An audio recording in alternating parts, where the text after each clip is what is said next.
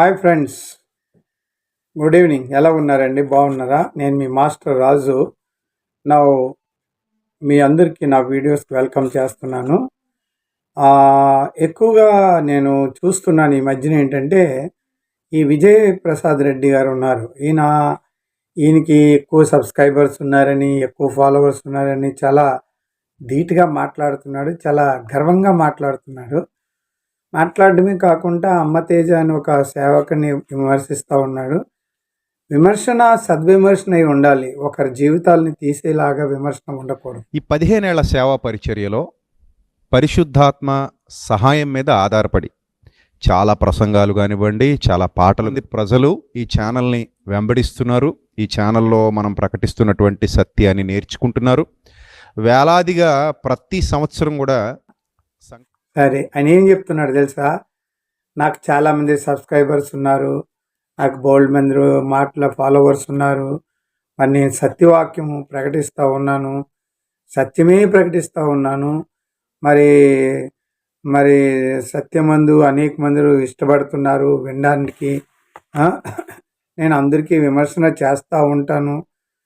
సూచక్రియలు నేను నమ్ముతాను, కానీ నేను ఒకటి కూడా చెయ్యను. విజయ్ ప్రసాద్ రెడ్డి సూచక్రియలు చేయడం ఎప్పుడైనా విన్నారా? ఎప్పుడైనా స్వస్థతలు చేయడం విన్నారా? ఆయనకి ఆ వరం లేదు.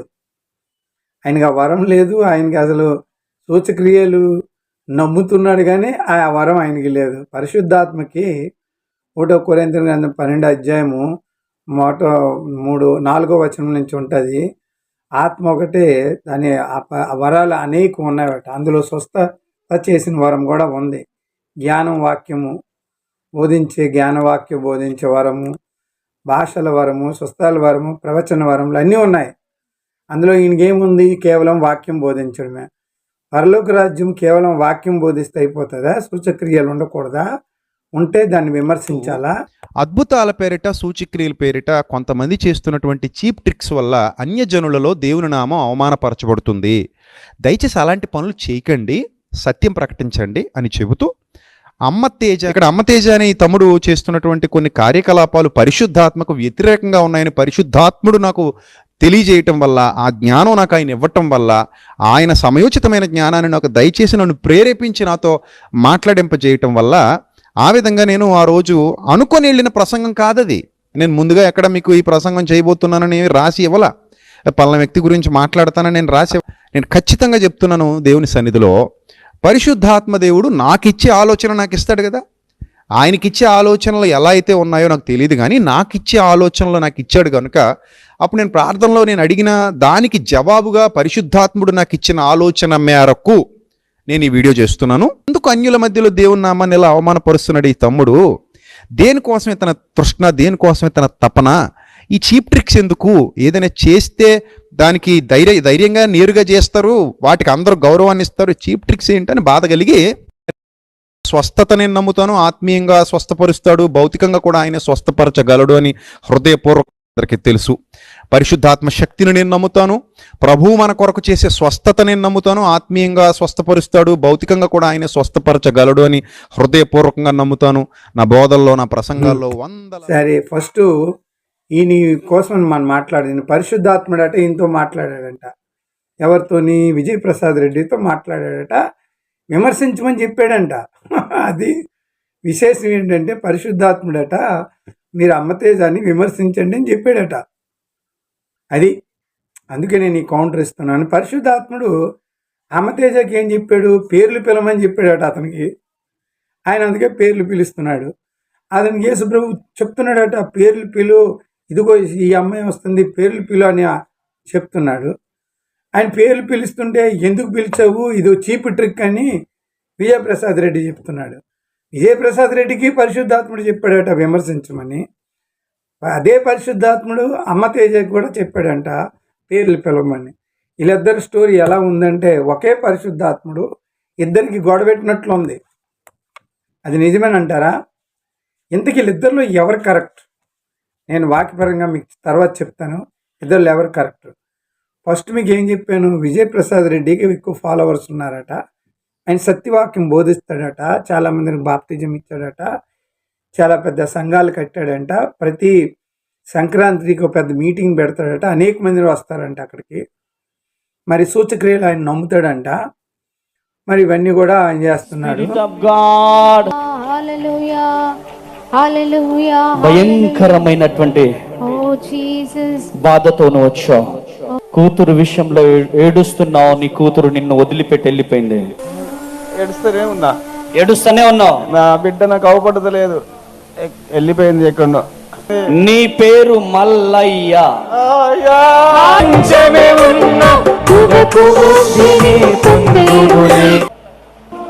ఎవరైనా చిన్న వయసులో రోషం కలిగి పరిచర్య చేస్తున్నాడంటే వాటి తొక్కాల, బురదలో తొక్కేయాలా? అరే దేవుడు నన్ను ఇట్లా ఇట్లా ఇట్లా ఇట్లా ఇట్లా నడిపిస్తున్నాడు, నేనేం చేయాలి? వాళ్ళు ఏమంటున్నారంటే నువ్వు పేర్లు పెట్టి పిలవడం ఆపు అంటున్నారు. ఆపేయాలా? అరే దేవుడు ఇలా ప్రజెన్స్ నాకు చెప్పు చెప్పు అంటున్నాడు యేసయ్య. ఇప్పుడు అమ్మాయి నడుచుకుంటూ వస్తుంటే చెప్పు అంటున్నాడు. నేనేం చేయాలి? దేవుడిచ్చి అభిషేకాన్ని ఆపుకోవాలా? వద్దు యేసయ్య అని చెప్పేయాలా? చెప్పండి ప్రజలారా, చెప్పండి, మీరు చెప్పాలి. పాస్టర్ అమ్మతేజ అనబడే నేను భద్రాద్రి కొత్తగూడెం హేమచంద్రాపురం అనే ఒక విలేజ్ లో పరిచర్య చేస్తున్నాను. నా విలేజ్, నా పరిచర్యలో ఉన్న ఇన్ని రోజులు నన్ను దుఃఖ పెట్టడం కాదు కానీ పరిశుద్ధాత్మ దేవుణ్ణి దుఃఖ పెడుతున్నారు. చాలా బాధతో మాట్లాడుతున్నాను ప్రియమైనటువంటి దేవుని బిడ్డలారా. ఈరోజు ఇక్కడ జరుగుతున్న అద్భుతాలు, సూచక క్రియలు మీ నోర్లు మూయబడొద్దు.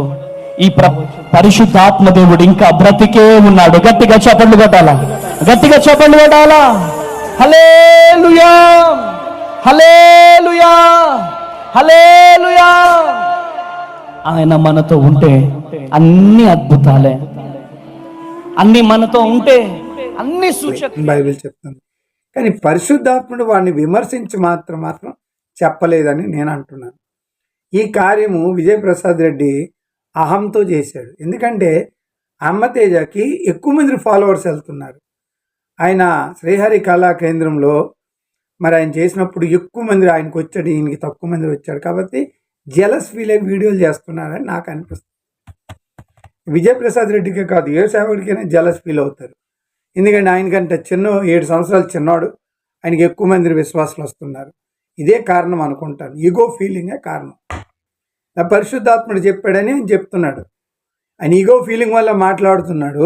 పరిశుద్ధాత్ముడు చెప్పాడని ఒక అబద్ధం చెప్తున్నాడు విజయప్రసాద్ రెడ్డి. అసలు నిజానికి చెప్పాలంటే విజయప్రసాద్ రెడ్డి దెయ్యాలు ఉన్నవని నమ్మడు, దర్శనాలు ఉన్నవని నమ్మడు, అద్భుత సూచక్రియలు జరుగుతావని కూడా నమ్మడు. ఎందుకంటే ఆయన పరిచర్యలు ఏమీ జరగవు. ఎందుకంటే పరిశుద్ధాత్ముడు ఇచ్చే వరాల్లో వరం లేదు. అయితే అమ్మతేజ ఆయన మాటలు ఒకసారి వినండి. ఆయన మాటలు ఎలా ఉన్నాయి విన్నారు కదా. ఆయన ఏమంటున్నాడంటే ఆయనకి పేరు పెట్టి దేవుడు పిలమని చెప్తున్నాడు. ఆయన ఎలాగ అభిషేకం ఆపుకోవాలని బాధతో చెప్తున్నాడు. అతను అంటున్నాడు, నాకు దేవుడు చెప్తున్నాడు పేరు పెట్టి పిలండి అని. మరి పిలవకపోతే ఎలాగా అంటున్నాడు. అందుకే నాకు 2 లక్షల రూపాయలు అడిగారు, నేను ఆ వీడియో డిలీట్ చేశాను, అది యూట్యూబ్లో పెడితే దేవుడికి అవమానమని ఆయన చెప్తున్నాడు. వీళ్ళిద్దరిలో ఎవరు కరెక్ట్ కూడా అర్థం అవ్వట్లే. నాకైతే పరిశుద్ధాత్మని దూషించే వారికి క్షమాపణ లేదని బైబిల్ చెప్తుంది. అది మత్తయి వార్త 12:31 ఆత్మను దూషించే వారికి పాప క్షమాపణ లేదు. అమ్మతేజ చేసింది ఆత్మక్రియలైతే మరి వీళ్ళు కాదు అని చెప్తున్నారు. కాబట్టి ఈయన దూషిస్తున్నారు. ఆనాడు యేసుప్రభు అద్భుత ఆశ్చర్యక్రియలు చేసినప్పుడు నువ్వు బెల్జెబూల్ శక్తితో చేస్తున్నావు అని వాళ్ళు అన్నారు. అన్నప్పుడు యేసుప్రభు వాళ్ళని గద్దించాడు అనమాట. ఈరోజు ఎక్కడైనా ఆశ్చర్యక్రియలు జరుగుతుంటే ప్రజలందరూ వెళ్ళి పడిపోతున్నారు వాళ్ళ మీద. ఎందుకు పడిపోతున్నారండి? దేవుడు చేయలేడా అని. పరిచర్య అనేది ఎలా ఉండాలి చెప్పండి, మీరే చెప్పండి విజయప్రసాద్ రెడ్డి గారు. పరిచర్య ఎలా ఉండాలి? పరిచర్యలు వాక్యం బోధించడం ఒకటే కాదు, సత్య బోధించడం ఒకటే కాదు, వాక్యంతో పాటు అద్భుత ఆశ్చర్యక్రియలు చేయాలి. అప్పుడు అది దైవరాజ్యం కట్టబడుతుంది. సూచక్రియలు లేనిది దైవరాజ్యం అని ఎలా నువ్వు స్థాపించగలవు? కేవలం వాక్యం చెప్తే అవదు కదా. యేసుప్రభు ఏం చేశాడంటే ఆయన వాక్యం బోధించాడు, దాంతోపాటు సూచక్రియలు కూడా చేశాడు. మీకు చదివి వినిపిస్తాను. మీరు బైబిల్ చదవరేమో, ఒకసారి చదవండి. మత్తయి వార్త 3:23 వారు యేసు వారి సమాజ మందిరంలో బోధించుచు దేవుని రాజ్యమును గురించి సువార్త ప్రకటించుచు ప్రజలలో ప్రతి వ్యాధిని రోగముని స్వస్థపరిచి గలీలంతా సంచరించెను. ఆయన కీర్తి సిరియా దేశమంతా వ్యాపించెను. నానా విధమైన రోగములు చేత వేదనల చేత పీడింపబడిన వ్యాధిగ్రస్తులు, దెయ్యాలు పట్టిన వారు, చంద్రరోగులు, పక్షవాయువు గలవారు ఆయన యొద్దకు తీసుకొని రాగా ఆయన వారిని స్వస్థపరిచెను. అర్థమైందా మీకు? అంటే కేవలం వాక్యం బోధించడమే కాదు, స్వస్థతలు కూడా జరుగుతాయి. రెండు కలిపి జరిగిందే నిజమైన పరిచర్య, పరిశుద్ధాత్మ పరిచర్య. అది మీరు కేవలం వాక్యం బోధిస్తున్నారు, మీది డూప్లికేట్ పరిచర్య. మీ వాక్యంలో తేడా కూడా ఉండొచ్చు, కానీ దాన్ని ముద్ర వేసేదే సూచక్రియ. ఒక సూచక్రియ జరిగిందందో దేవుడు ముద్ర వేసినట్టు లెక్క. మరి సూచక్రియల వల్ల దేవుని వాక్యం స్థిరపరచబడుతుందని అపోస్తల కార్యంలో ఉంటుంది. మీకు బైబిల్ రాదు, మీ పరిశుద్ధాత్మ అభిషేకం మీకు లేదు, పరిశుద్ధాత్మ వాల్యూ కూడా మీకు తెలియదు. అది అమ్మతేజ చేస్తున్నాడని ఆయన మీద విరుచుకుపడుతున్నారు. ఏమండి ట్రిక్సా? అవేం ట్రిక్స్ అండి? ఏ క్రైస్తవులే ట్రిక్స్ ఏం వాడరు. ఒకవేళ వాడారంటే వాళ్ళు సేవకులే కారు, వాళ్ళు మేము సేవకుల కింద లెక్క పెట్టాం. కాబట్టి ఆ ట్రిక్స్ అని మీరు నాకు చెప్పొద్దు. కానీ దేవుడు మాత్రము డెఫినెట్గా పరిశుద్ధాత్మ ద్వారా క్రియలు జరుగుతావు అనేది మీరు నమ్మండి. నా విశ్లేషణ మీరు వినండి. ఎవరైతే పరిశుద్ధాత్మ క్రియలు నమ్మరో వారు నిజమైన క్రైస్తవులు కారు. 1 కొరింథీయుల 12:4 కృపావరం నానా విధముగా ఉన్నవి, కానీ ఆత్మ ఒకటే. మరి ఆత్మ పరిచర్య నానా విధంగా ఉన్నాయి, ప్రభువు ఒక్కడే. నానా విధమైన కార్యములు గలవు, కానీ అందరికీ అన్నిటికీ జరిగించేవాడు దేవుడు ఒక్కడే.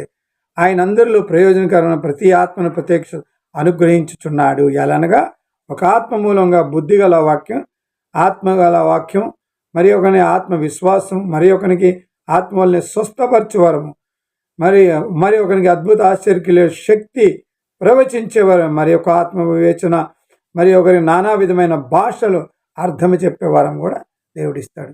9 వరాలు ఉన్నాయి. ఈ 9 వరాలు విజయప్రసాద్ రెడ్డి మీకు నేను అడుగుతున్నాను, ఏ వరం మీకుంది చెప్పండి? వాక్యం బోధించే వారం, స్వస్థపరిచే వారం లేదా? ఎందుకంటే మీరు నమ్మరు, మీకు అందుకే లేదు. నమ్మిన వాళ్ళకి అది సూచక్రియ ఉంటుంది.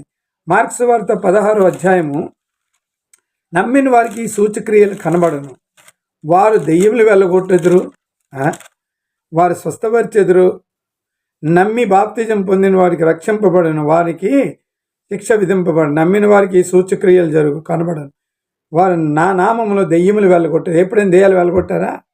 వెళ్ళగొట్టలేదు విజయప్రసాద్ రెడ్డి. మీరు బయటికి కోటు ఫూటు సూట్ వేసుకొని కనబడుతున్నారు, కానీ నిజమైన శక్తి మీకు లేదు.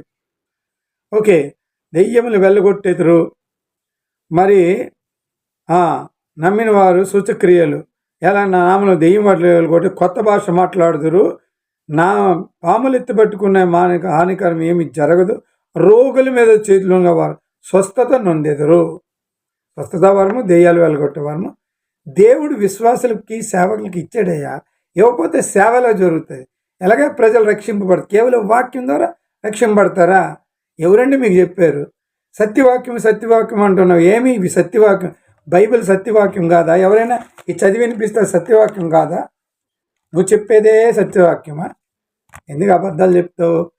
ఎవరు చెప్పినా సత్యవాక్యమే బైబిల్ నుంచి చెప్తే, బైబిల్ మించి చెప్తే అది అబద్ధ వాక్యం. కాబట్టి ఇప్పుడు ఆయన అమ్మతేజ గారు కాదు, ఎవరైనా అద్భుతాలు చేస్తే వాళ్ళని నువ్వు విమర్శిస్తావు. పృథ్వీరాముగా ఆయన విమర్శిస్తావు. వాళ్ళు ఏదో ప్రవచనం తప్పు చెప్పారని తప్పు చెప్తే విమర్శించవచ్చు, కానీ ఎవరైనా స్వస్థతలు చేస్తే అందులో విమర్శన ఏముందండి? స్వస్థత పొందినోడికి తెలుసు దేవుడు చేశాడు అని, ప్రార్థన చేసినోడికి తెలుసు దేవుని శక్తి వెళ్ళిందని. వీళ్ళిద్దరికీ తెలుస్తుంది. బయటకి ఏం తెలుస్తామంటే మనం చూస్తాం. కాబట్టి టచ్ చేస్తే ఏమి యేసు ప్రభు ఇలా ముట్టుకుంటే గిలగిల కొట్టి పడిపోలేదా? పడిపోయారని నేను బైబిల్లో చూపెడితే నువ్వేమిస్తావు? యేసు ప్రభు టచ్ చేస్తే పడిపోయిన సీన్ నేను మీకు చూపెడతాను.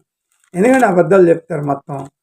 మీకే బైబిల్ వచ్చినట్టు, బైబిల్ మీరు కొనేసుకున్నట్లు, యేసు ప్రభు ఏదో కాంట్రాక్ట్ తీసుకున్నట్టు మీరు మాట్లాడుతున్నారు.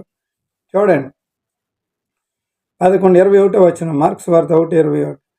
అప్పుడు కపెర్నహూము వెళ్ళగా వెంటనే ఒక విశ్రాంతిని పోయి బోధించెను. అక్కడ శాస్త్రులు అధికారులు గలవారు ఆయన బోధించి కనుక వారు ఆయనను బోధకు ఆశ్చర్యపడేది. ఆ సమయం వారు సమాజ మందిరంలో ఒక అపవిత్ర ఆత్మ మనుషుడు ఒకడు ఉండెను. నజరేయుడా యేసు, మిన్న నాకేం పని? నశింపు చేయుటకు వచ్చితివా? నువ్వెవడవని మాకు తెలుసు. నువ్వు దేవుని పరిశుద్ధుడని అందులకు యేసు, ఊరుకుండము, విడిచిపోయి దాన్ని గద్దింపగా పవిత్రాత్మ వాణ్ణి విలవిలాడించి పెద్ద కేకలు వేసి విడిచిపోయాను. ఆ వ్యక్తిని విలవిలవిలాడించి కింద పడేసి విడిచిపోయింది. మరి యేసుప్రభు ముట్టుకుంటే దెయ్యం వెళ్ళిపోతే పడిపోయింది అంటే ముట్టుకోపోతే చేతులుంచి ప్రార్థన చేశాడట యేసుప్రభు. ముట్టుకుంటే తప్ప ఎవరండి మీకు నేర్పించింది? ఇవన్నీ యాక్చువల్లీ స్వస్థవరాలు నీకు లేవు కాబట్టి వేరే వాళ్ళు నువ్వు విమర్శిస్తావు. నీకు లేదు కాబట్టి నీకు జలస్ ఫీలే విమర్శిస్తావు. ఉన్నోళ్ళకి ఉంటాయి, లేని వాళ్ళకి లేవు. 9 వరాల్లో కొంతమందికి ఉంటాయి, కొంతమందికి లేవు అని అనుకోవాలా. అంతేకాదు మీరు మత్తయి సువార్త 12:31 పరంగా మీరు ఆత్మను దూషిస్తూ ఉన్నారు. ఆనాడు ఇజ్రాయేలీలు కూడా అలాగే దూషించారు, మీరు అలాగే దూషిస్తున్నారు. చాలా తప్పు విజయప్రసాద్ రెడ్డి గారు. ఏమాత్రం అది ఆత్మక్రియ అయితే మీకు నరకంలో దేవుడు వేశారు. 31 కాబట్టి మీతో చెప్పింది, మనుషులు ప్రతి పాపం దూషణ వారికి క్షమించబడను, ఆత్మ విషయం దోషం పాప క్షమాపణ లేదు అని అంటున్నారు. 28 దేవుని ఆత్మ వల్ల నేను దెయ్యములు వెళ్ళగొట్టుచున్నాను, నిశ్చయంగా దేవుని రాజ్యం మీ వద్దకి వచ్చి ఉన్నది. యేసుక్రీస్తు 12:31 28 దేవుని ఆత్మ ద్వారా వెళ్ళగొడుతున్నాడు దెయ్యాలు. దేవుడు ఆత్మ రాని దెయ్యాలు వెళ్ళవు కదా, ఆ మాత్రం సెన్స్ ఉండదా? అసలు దెయ్యాలు ఎందుకు లేవండి? దెయ్యాలు ఉన్నాయి, అపవిత్రాత్మలు ఉన్నాయి, మరి రోగాలు ఉన్నాయి. అన్నిటికీ దేవుడు స్వస్థపరిచే దేవుడు కూడా ఉన్నాడు. ఆయనే యేసుక్రీస్తు. పరిశుద్ధాత్మ శక్తి ద్వారా జరుగుతుంది. నీ దగ్గర లేదు కాబట్టి నువ్వు నమ్మట్లేదు. నీ బూటు సూట్ వేసుకొని కార్లు వేసుకొని తిరిగితే ఏదో అక్కడ వాక్యం చెప్పేస్తే అయిపోయింది అనుకుంటున్నావా? నీ వాక్యం విని ఎవరు రక్షింపబడరు. ఈ వాక్యం విని ఇది కరెక్టు అని దేవుడు నమ్ముకుంటారు తప్ప రక్షణ క్రియ పరిశుద్ధాత్మ ద్వారా జరుగుతుంది. ఓకే, ఒక మనిషికి ఒంట్లో బాగోలేదు, మరి ఆడి ముందు ఆడు బాగోవాలి కదా. సేనా దెయ్యంలో యేసుప్రభు వెళ్ళగొట్టిన తర్వాత ఆడు స్వతసిద్ధుడే యేసుప్రభు దగ్గర కూర్చున్నాడు, పాదాల దగ్గర కూర్చున్నట్టు లూకా సువార్తలో ఉంది. మరి దెయ్యాలు పట్టిన దేవుడు వెళ్ళగొట్టొద్దా? స్వస్థత కలిగించొద్దా? రక్త ప్రోక్షణ స్త్రీని దేవుడు బాగు చేయకూడదా? బాగు చేసిన తర్వాత ఆయన యేసుప్రభు వెంట వచ్చింది. మరి జబ్బులు ఉన్న వాళ్ళు ఏం చేస్తారండి? వాళ్ళు బాగుపడాలి కదండి. దెయ్యాలు ఉన్న వాళ్ళు వెళ్ళగొట్టి వాళ్ళ అందుకే యేసుప్రభు పేర్లు పెట్టి పిలమని అమ్మతేజ అని చెప్తే అమ్మతేజ పిలుస్తున్నాడు.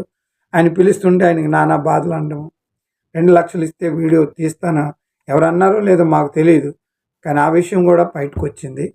సరే, నేను నా సలహా ఏంటంటే బైబిల్ చెప్తుంది స్వస్థతాలు ఉన్నాయి, బైబిల్ చెప్తుంది దెయ్యాలు వెళ్ళగొట్టే పద్ధతి ఉంది. శిష్యులు చేశారు, యేసుప్రభు చేశాడు, శిష్యులు చేశారు, ఈరోజు కూడా అందరూ చేస్తున్నారు. లేవని మీరు అనొద్దు. విజయప్రసాద్ రెడ్డి గారు విమర్శన చేసినప్పుడు మరి అన్ని జనులు చేతిలో పడిపోయి అభాషం చేయకుండా జాగ్రత్తగా చూసుకోండి. అలాగే చేస్తే మీరు శాపగ్రస్తులు అవుతారు. విజయప్రసాద్ రెడ్డి గారు అక్కడ చూస్తే అమ్మతేజ విమర్శన చేయట్లేదు, అతను డిఫెండ్ చేసుకుంటూ బాధపడుతున్నాడు. నా మీద మీరు కేసులు పెడుతున్నారు అంటున్నాడు. ఆయన ఏడుస్తున్నాడు. ఆ ఏడుపు బట్టి అర్థమవుతుంది ఆయనలో సత్యం ఉంది, మీలో ఒట్టి డబ్బా ఉందని నాకు అర్థమైంది. థ్యాంక్ యూ వెరీ మచ్ అండి. ఈ వీడియో ఎంతటితో సమాప్తం. మళ్ళీ కొన్ని విషయాలు మాట్లాడదాం. ఆ విషయాలు నెక్స్ట్ వీడియోలో మనం మాట్లాడదాం. ఓకేనా? మీకు ఈ వీడియో లైక్ అయితే క్రైస్తవులారా సబ్స్క్రైబ్ చేసుకోండి. మరి నేను చెప్పిన మ్యాటర్ కరెక్ట్ అనిపిస్తే గ్యారంటీ సబ్స్క్రైబ్ చేసుకోండి, లైక్ చేయండి. Thank you very much.